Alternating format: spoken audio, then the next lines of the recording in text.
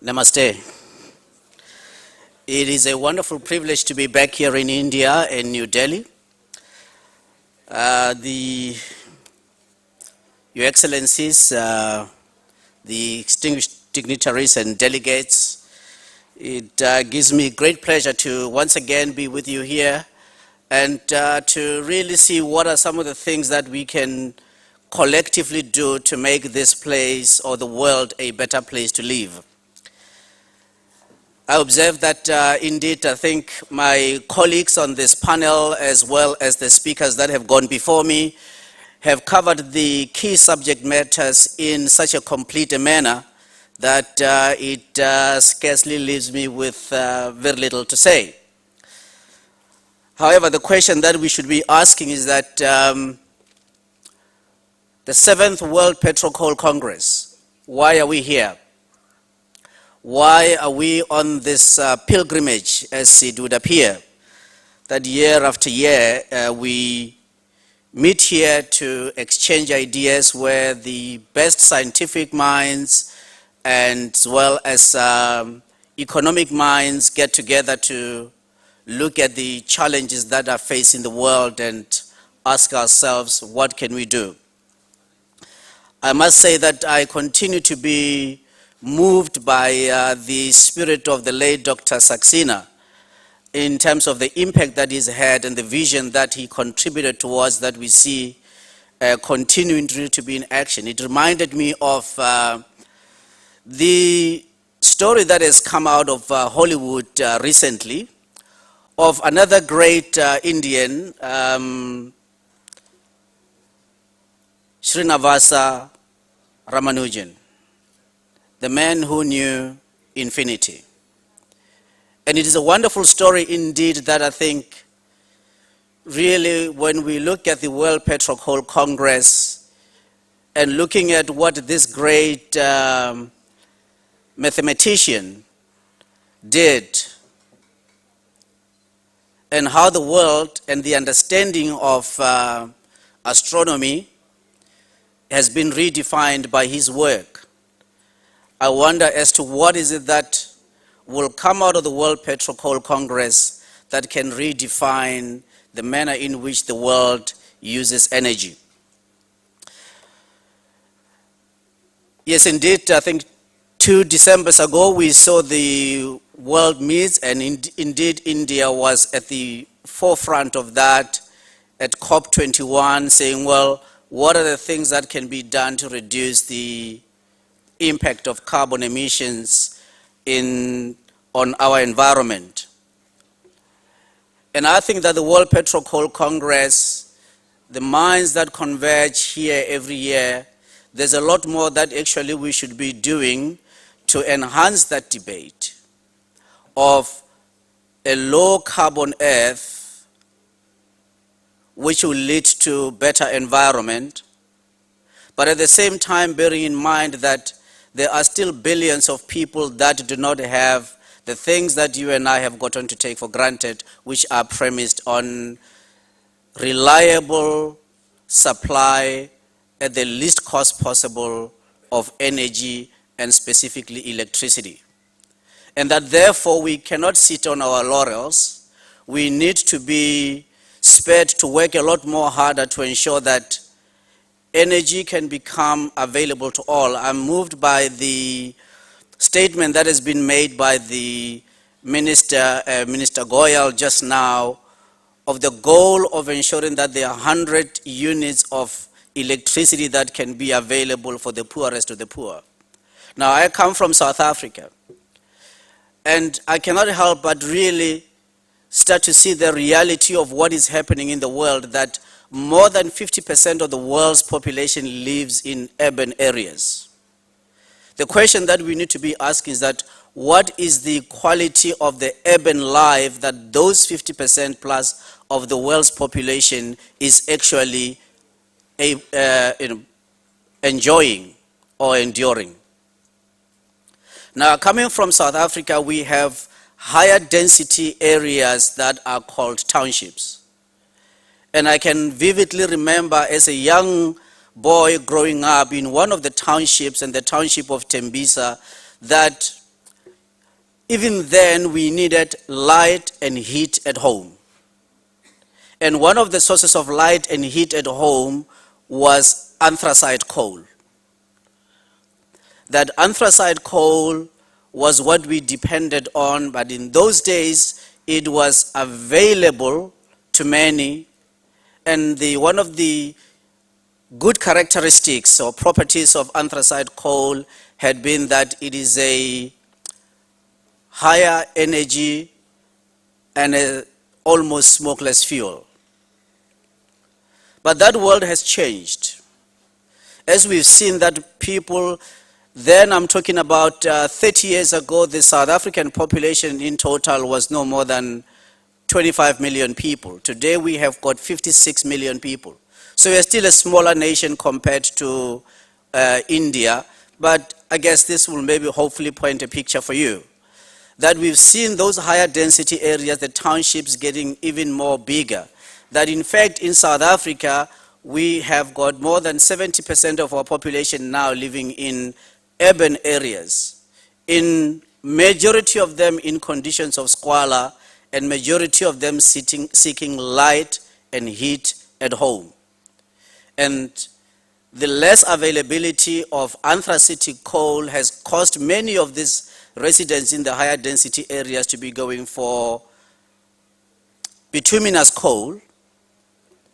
And to fully appreciate that, I visited the State House in South Africa and couldn't help but feel the distinct sulfuric smell from one of the higher density areas 30 kilometers away that was being blown by the wind, which simply means that the quality of life and in terms of the increase in the number of respiratory illnesses is increasing and the quality of life is decreasing for many.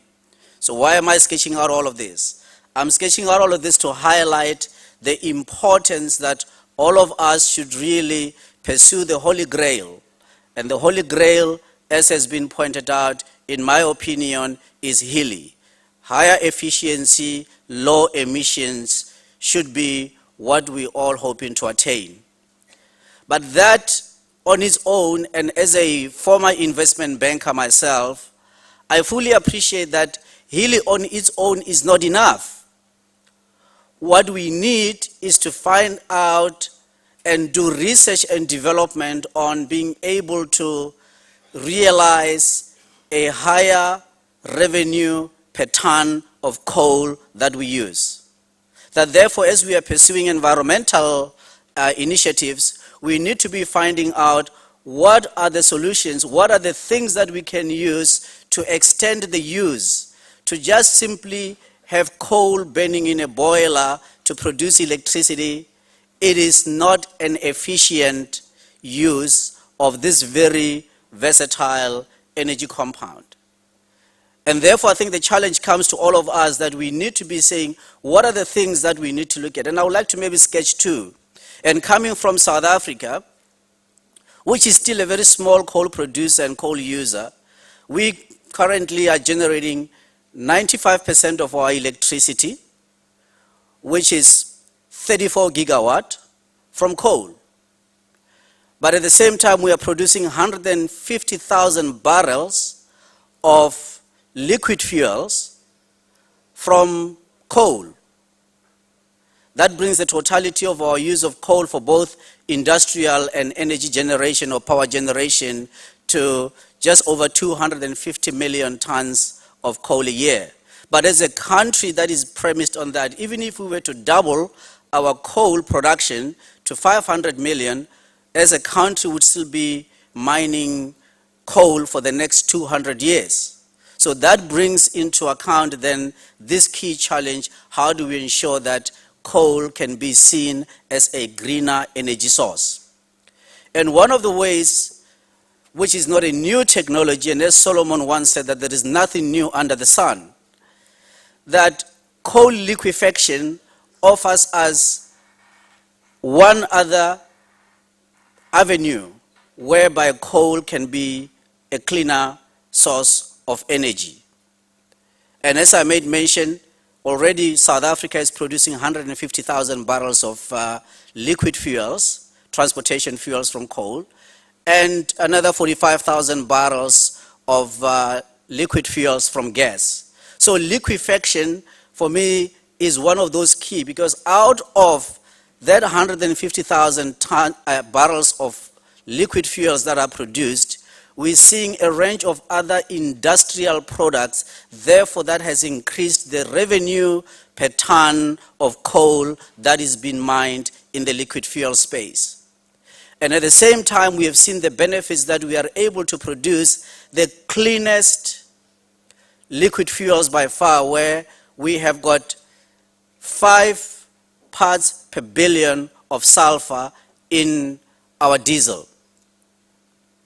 Whereas we're looking at other oil-produced fuels that are containing either 500 ppm or even 50 ppm. And in this case, we are able to go to 5 ppm on diesel. So certainly there has been great benefits, but that sulfur that has been then sequestrated from the coal, giving us cleaner fuels, at the same time has been used for industrial applications and therefore increasing the revenue per ton. So my message for this conference is that as we continue to look for the solutions, indeed liquefaction is one of those, extending the efficiency and applying appropriate technologies to ensure that we extract every compound of value from coal is what is key and is what is going to ensure that we have the lowest carbon footprint as an industry of coal from where we are at these levels. Because I think the numbers point out to everyone in this room and even outside of this room would agree that if we look at the legacy technologies that we have in place, that coal will continue to play a prominent role for at least another 50 years. And this is the study that I personally had been involved in from 2006 to 2008. I was still in investment banking then. That is one of the things that was the subject of my study, to look at all energy mixes, and came to a conclusion then that therefore with the fossil fuels, which will continue to be playing such a prominent role in our lives, that seeking to find out what are the optimal technologies that can be applied to extract maximum value out of fossil fuels should be our goal. And the company that I work for, that is one of the things that we seek to do. And as I mentioned, liquefaction is one of those. Carbon sequestration, capture, and technology is also one of the key things that we need to be looking at as to what can we do as an industry.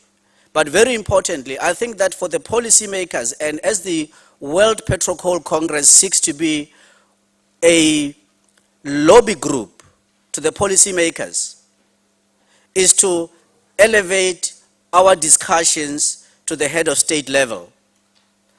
In October of 2016, I had the honor of being elected the vice chairman of the Indian Ocean Rim Association, which is a 21-member state country. 4 of the member states are within the G20 nations, and 7 of the dialogue partners are all members of the G20 nations.